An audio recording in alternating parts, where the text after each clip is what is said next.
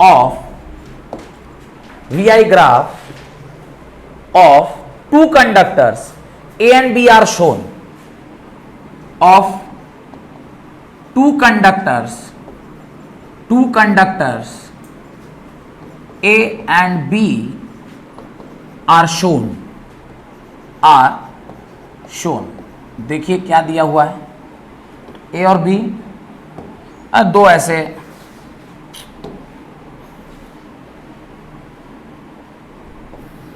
ये आपका इस तरह से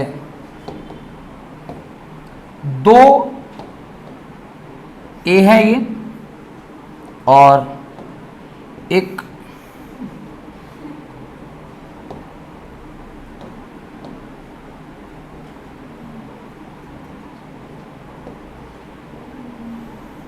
ये बी है। ये दो अलग अलग, एक को ए बोला है और एक को बी बोला है। This is A and this is B and this is V I graph. This is V I graph. ये वी आई आप ग्राफ आपको दिया हुआ है। पूछ रहा है which of the conductor has more resistance, which of the conductor has, which of the conductor has more resistance. ये आपको क्वेश्चन पूछा हुआ है कि किस कंडक्टर का रेजिस्टेंस जो है वो ज्यादा है। ये ग्राफ किसके किसके बीच में है, V और I के बीच में ग्राफ दिया हुआ। तो हम लोग अभी थोड़ी देर पहले पढ़े हैं कि जो स्लोप है VI ग्राफ का वो रेजिस्टेंस के बराबर है। तो रेजिस्टेंस जो होता है R वो होता है स्लोप ऑफ VI ग्राफ के बराबर।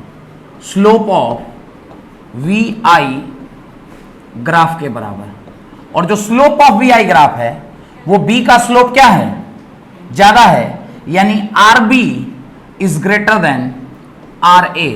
Therefore resistance of B is greater than the resistance of A। Resistance of B is greater than the resistance of A।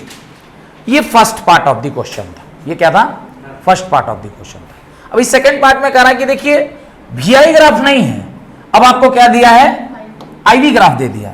Second part of the question है, या question number 2 ले लीजिए, IV graph of to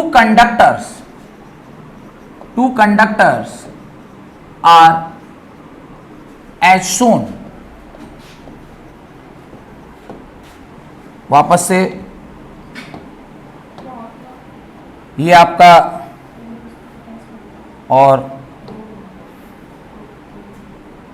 ये आपका इस प्रकार से, ये एक कंडक्टर है, टेढ़ा हो गया रे, वो अपना हाथ से खींचे क्या, तुम कह रहे चल हाथ से कैसे हो गया ऐसे। ये एक और दूसरा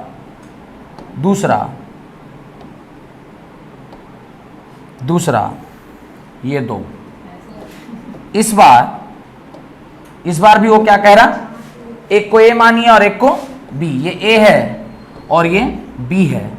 this time it is IV graph, this time it is current versus voltage graph. आपसे कह रहा बताओ विच कंडक्टर है मोर रेजिस्टेंस,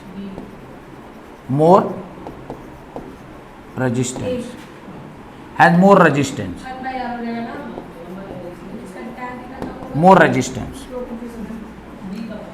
तो 1/, यहां पर देखिए जब हम लोग अभी थ्योरी पढ़ रहे थे तो मैंने आपको बताया कि IV ग्राफ का जो स्लोप होता है वो आपको रेसिप्रोकल ऑफ रेजिस्टेंस या कंडक्टेंस देता है।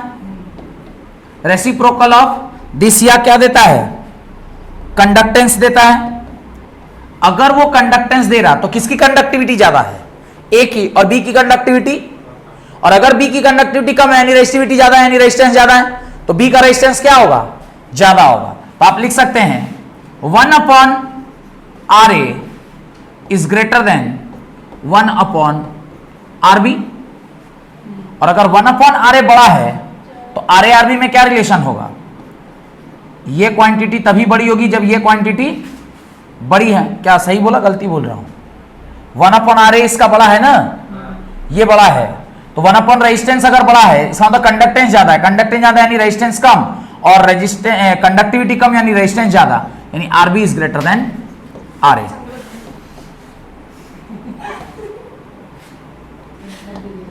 डन।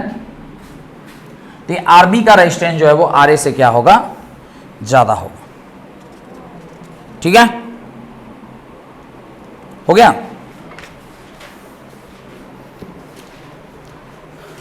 यहां तक रखते हैं। अगली क्लास में इलेक्ट्रिकल रेजिस्टेंस जो आप ऑलरेडी पढ़े हुए हैं, R is equal to rho L by A, और उसके ऊपर अलग अलग टाइप का सवाल कि अगर हम उसका लेंथ बढ़ा दें, एरिया ऐसा हो जाए तो भाई क्या होगा, इस तरह का जो सवाल आता है ये हम लोग अगले क्लास में पढ़ेंगे।